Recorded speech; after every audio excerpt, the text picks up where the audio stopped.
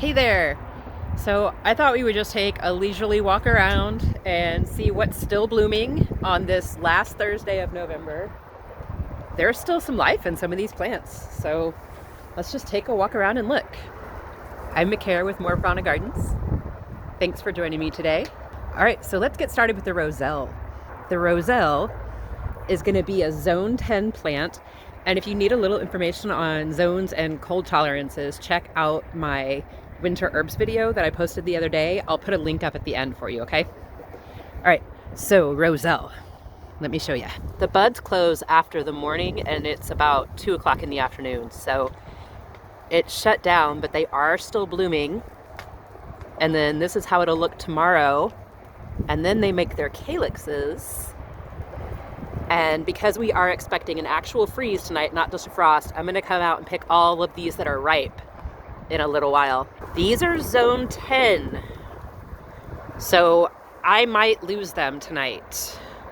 Here's hoping it doesn't actually freeze, and here's hoping we make it, but our first frost date technically is yesterday, so it's borrowed time at this point. Oh, another thing, if you hang out till the end of the video, I will show you how you use these pods, how to take them apart, okay? So you have to wait till the end. Alrighty. So another thing that's blooming nicely right now that probably won't make the night if we do freeze is the basil. The lettuce leaf makes nice tall flowers and they can get really thick. Bees love these. On most basils, you want to remove down below where the flowers start, and then that'll keep it producing. At this point in the season, I don't worry too much about keeping the flowers off my basil, but there are a couple of kinds that like to keep their flowers, and we'll look at those in a bit. Okay, this plant I love, and it's gonna be gone soon. Are you ready? Are you ready for this spectacular beauty? Pineapple sage, and I love their tiny little flowers, look like little happy little shrimps. They're so beautiful.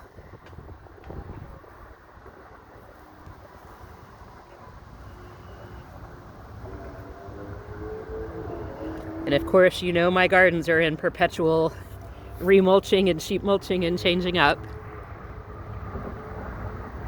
Pineapple sage should survive tonight. This should be okay down to 20 degrees, but man, am I gonna miss it. So beautiful. All right, so here's one that I get to keep through a few frosts at least. And I have a viewer named Angela who wanted to know what the flowers look like on the purple tendril peas and what the tendrils look like. So Angela, I gotcha. We're right here. Check that out. Aren't they gorgeous? These are some of my very favorite wintertime flowers.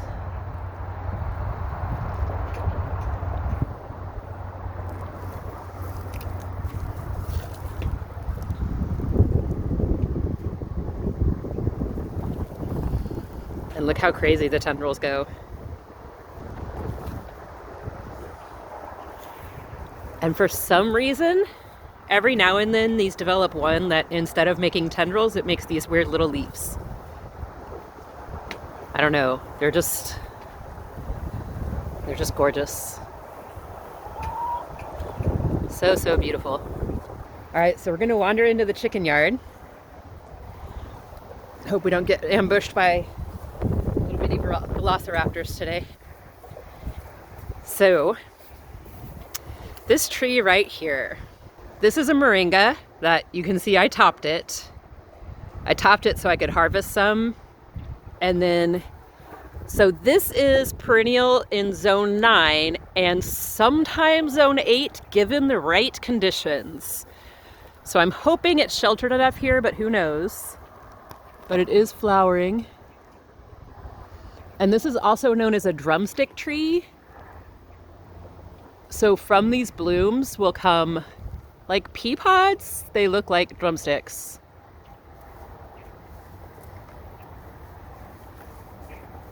And none of those have bloomed yet, but hopefully they still will, even though we have that coming tonight. I just love the leaves on this too. WebMD even says it's antioxidants, anti-inflammatory, antiviral. You can use it for all sorts of health conditions. I'm not a detail memorizer on a lot of stuff. I learn more through repetition than just like memorizing straight sheets of facts. But it is also incredible livestock fodder or forage. You can put moringa in teas. And recently I made a vegetable soup and I was curious and I just threw like a handful of dried leaves in there and I couldn't taste it, but I know I got a big nutrient boost. And then I also have one in a pot so that it can come inside and see if that works out better. And it is also getting some little buds on it. So those are exciting. I don't have any peppers flowering anymore. Those gave up about a week ago, which isn't too surprising. So here is my Agastache. And I kind of wish I had shot this video like 3 days ago. It had so many more flowers, but I'll show you what's left. Here's the Agastache, and these look similar to the salvia flowers. It is also in the mint family. It's got those squared stems. Now this is Navajo Agastache. And I got this from Baker Creek at rareseeds.com. And they have another Agastache that came out just now, like a week or two ago. It has this same salmon coloring, but it's a really deep purple at the base. And I think I want to get that other one with the same colored flower with the deep purple base and just plant them like together. And I think that'll be really pretty. So I'm sorry about the wind. I know I need to get y'all a new microphone. The Agastache. You can use it as a tea. You can use it in food. It has health benefits. Chest congestion is one of them. So that was one reason I started growing it. And it is related to or similar to anise hyssop. And it does have that anise flavor, depending on how you feel about that flavor. Not my favorite. But this one is supposed to be kind of citrusy too. So I haven't eaten any of it yet. We'll see. Here's some more flowering basil. This is another holy basil bush. And this one got a big haircut yesterday. We use this as a lining underneath the bedding in the egg boxes. So I dried some, or started drying some yesterday.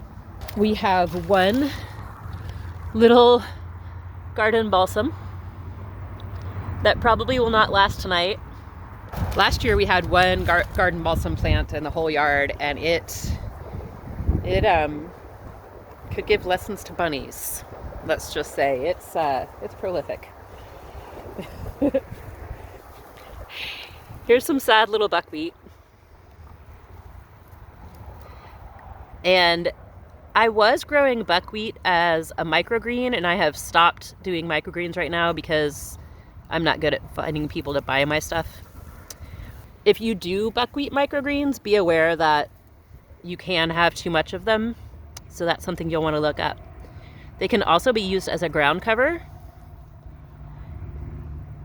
And I just like them because they make these pretty little white flowers, and there are pink varieties. And then these little seeds, they fall off, go down in the ground, and they just kind of, like, they'll drop their seed and then they'll sprout a new one. And then they'll drop their seed and they'll sprout a new one, and on we go. All right, I did tell y'all this was gonna be quick, right? So here we are in the tomato corner, which you cannot see quite yet, but I will show you, I promise. Oh, perfect, here we go. So we have the Tithonia over here. This is also known as Mexican sunflower or Mexican torch sunflower. These, see, I need to deadhead all that. But these are big friends of the monarch butterflies, as you just saw. Now, some varieties of this are zone 9 and some are zone 8. And I honestly don't know what this is, except beautiful. The hummingbirds will visit this. The monarchs, the bees. And if I have a praying mantis, they're usually in here. This plant is also a deep taproot. So it helps water go down deep into the earth and it mines nutrients. So this is an excellent chop and drop plant for your NPK, nitrogen, phosphorus, and potassium. I always want to flip those two. This is great. It will supply all of those if you cut it and then just let it fall on the ground where it is. If you would believe, my tomatoes are still flowering. Not much. And I am going to have to come and pull a lot of these down tonight before the freeze, but I'm astonished that they are actually still putting on flowers. Now, I told you I would show you a basil that likes to keep its flowers.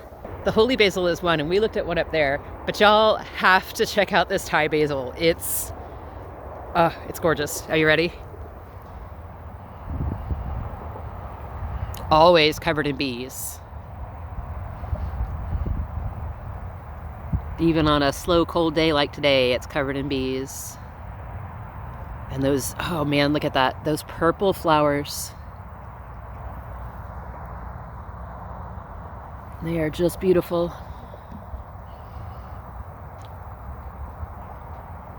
And it does look like we already have some frost damage on some leaves, but that's okay. You can't expect much from basil at this temperature. One more plant to go, and it's barely kicking out any flowers. And then, if you hung out to see how to cut open those roselles, we're going to do that in just a second.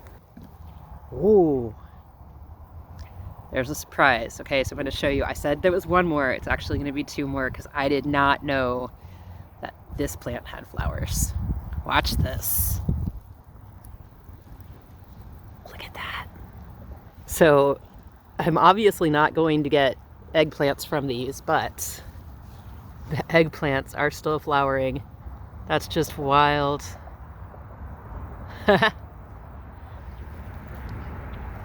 Here is that last plant that I promised you.